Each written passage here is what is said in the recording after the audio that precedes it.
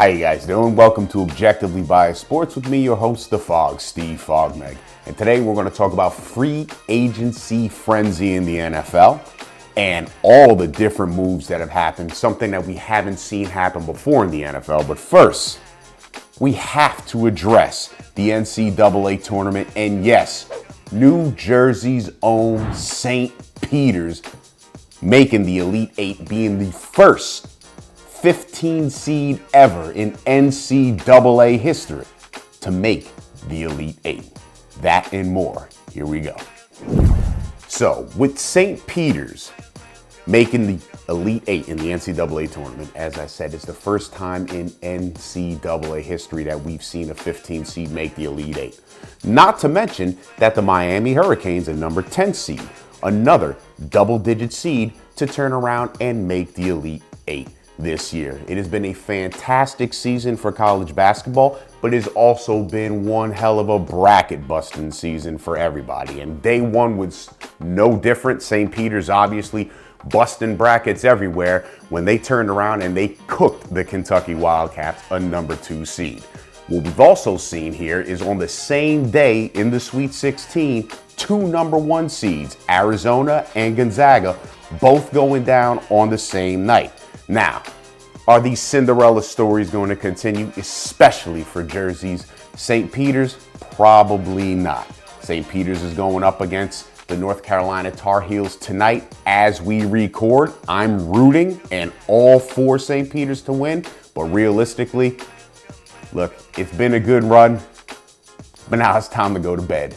And St. Peter's is probably going to get put to bed, which is going to leave us with a Final Four of the number 2 Duke Blue Devils, number 2 Villanova Wildcats, the number 8 seed North Carolina Tar Heels, and with Miami playing Kansas, look, I love how Miami's come on. Again, another double-digit seed team, but going up against Kansas, who has the bigs, has the defense, and quite frankly, could have been easily the number 1 ranked team in the country. I'm going to take chalk for this Final Four: Kansas, Duke, Villanova, UNC, and it wouldn't be the first time that we've seen those exact 4 blue blood teams in the NCAA Tournament Final Four. My prediction, best value bet, Villanova. Realistically, best bet, I think Kansas wins it all. Now on to NFL free agency. This is my favorite time of the year. I love the NFL. I love free agency. I love everything leading up to the draft, looking at the combine. But this year's NFL free agency and just the transactions that have happened thus far in the offseason have been absolutely fantastic. You saw Russell Wilson, a prime quarterback, get traded to the Denver Broncos, a team who they believe is just a quarterback away from actually making the Super Bowl. We've seen Deshaun Watson get traded to the Cleveland Browns from the Houston Texans. We've seen Matt Ryan now get traded from the Atlanta Falcons to the Indianapolis Colts. So much has happened that I can't even follow it, and we would need an hour-long show just to explain everything that has happened in free agency. So what I'm going to do is give you 3 free agency moves, or off-season moves, I should say, that have been top-notch for me. So, my top 3 moves this offseason are as follows. Number 1, J.C. Jackson, cornerback that turned around and left New England and is now in, I was going to say San Diego, L.A. Chargers. Yes, the L.A. Chargers are prime. Their defense, getting back Derwin James, you've got Joey Bosa on the edge. This team is primed to make something happen. Not to mention, they also got Khalil Mack, a guy that's going to be a nice rotational help to that defense. The LA Chargers are definitely going to benefit. I think J.C. Jackson move was bigger than the Khalil Mack move, but again, this makes the Chargers a definite contender. The next move, Von Miller. Look, he's coming to the end of his career. I get it. But going to the Buffalo Bills after winning a Super Bowl and helping be an instrumental part to the LA Rams winning the Super Bowl is a fantastic pickup for them. He doesn't have to start. They've got Gregory Rousseau on one end, Ed Oliver at the defensive tackle position. Their secondary is still top-notch, and this was a top 10 defense last year that is only going to improve, especially in the pass rush department with having Von Miller there. Not to mention the leadership quality and the veteran player that he is, that he's going to bring to that locker room. And my third favorite move, Allen Robinson, wide receiver from Chicago to LA. Yes, Robert Woods is gone. He's now with the Tennessee Titans. That's going to be a move that is going to help them out extremely with Ryan Tannehill and A.J. Brown. But Allen Robinson is the perfect possession receiver, also a deep threat that is going to enable Matthew Stafford to continue to thrive the same way he did last season. And it's going to provide Cooper Kupp with another wide receiver that is going to be able to bring a nice balance in the passing game to that offense. I actually look to see the Rams to be a contender again this year. Now, the three moves that I really don't like that happened this offseason. So, the three moves that I really dislike. Christian Kirk. And I don't mind Christian Kirk going from Arizona to Jacksonville. What I do mind is that there was a precedent set with a guy who's basically a number 2 wide receiver at best. 4 years, $72 million to Jacksonville. He doesn't improve that receiving core at all. And Jacksonville is still going to be a dumpster fire. New coach brought in there. We don't know what's going to happen with Trevor Lawrence. I don't like that signing. You have issues on your offensive line that you got to secure up. And bringing a weapon like Christian Kirk and paying him the money you're paying him for the value or the return on your investment that you're going to get, not worth it. Number 2, and I know people are not going to like this one, but hey, it has to be said, Deshaun Watson. I am a fan of Deshaun Watson. And just a year ago, prior to all the off the field situations that occurred with him, he was a top 5 quarterback statistically. And he's still young. He's 27 years old. Cleveland is getting a quality quarterback.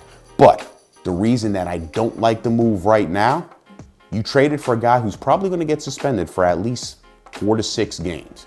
He's going to have to get acclimated to the offense. He's going to have to get acclimated to the players around him.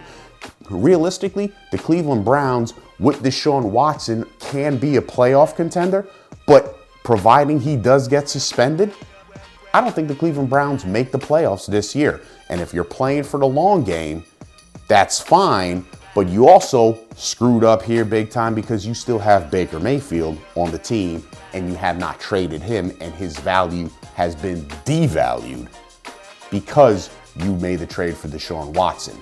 I don't like the move right now for Deshaun Watson.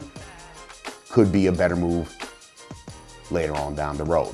And my last move that I'm just not a fan of, Tyreek Hill. He now joins Jalen Waddle in Miami, 2 fast wide receivers, 2 guys that could take the ceiling off of a defense. And you have a quarterback who has a noodle arm that can't throw the ball 30 yards downfield into a Tagovailoa. Why would you put speed on top of speed with a quarterback that can't get the ball down the field? He can't drive it for you. You still don't have a quality running game. And again, make no mistakes about it, Brian Flores was the glue that had that team thriving. Well, he's not there anymore, and we don't know what that defense is going to look like. And we don't know exactly what that offense is going to look like either. But I can assure you right now, if the offensive game plan is to get the ball downfield, Tua is not your quarterback and your backup is Teddy Bridgewater, guess what? You don't have a quarterback that can throw the ball downfield. How are you going to utilize Tyreek Hill and Jalen Waddle in this offensive system? And now for my objective thought. And I'm going to touch upon the transgender swimmer Leah Thomas, who from the University of Pennsylvania just recently won an NCAA championship in the 500-yard swim. Now, I have no problem with it. I really don't. The NCAA has guidelines and standards as far as medication and testosterone reducers that people who are making a transition from man to woman, there's an allowable quantity there. So there's a standard of measure. Is it accurate? I don't know. Is it good? I don't know. And I don't pretend to have the answers to this. What I do know is this: the hate that this woman is receiving because of this is completely wrong. Here's a bottom line. She has done things to reduce her bone structure, to reduce her testosterone output, which has actually handicapped her. Because people want to take, oh, well, when she was a man, look at the numbers and look at where she was ranked as opposed to a woman. This is a person who came in, a man who came in as an elite swimmer, who once he began to transition, still had to perform as a male swimmer. Therefore, those numbers reduced. Therefore, his ranking reduced. After a year off and getting the approval to swim with the women, she struggled swimming with the women. Understand that. Yes, she did very good in the Ivy League. But this is not somebody who is going to turn around and all of a sudden be an Olympic star. This is not somebody who's going to turn around and she's all of a sudden going to be the face of sports. No. This is somebody who decided to do something for them. And her decision to do what she did, she should not be penalized for in any way or ridiculed for in any way. If you're uncomfortable with it, well, that's a you problem. That's not her problem. And for those women who failed and who are outraged, well, I missed the podium because she beat me, swim better. Don't blame her because you stunk it up on the biggest race and choked on the biggest platform. Thank you for watching Objectively Biased Sports. Welcome to the comeback, the relaunching of me, The Fog. Follow me at The Fog on Twitter, _The Fog on Instagram, and my Facebook page, Objectively Biased Sports, pumping out nothing but the objective content that you guys desire. Thank you again for following me, and welcome back.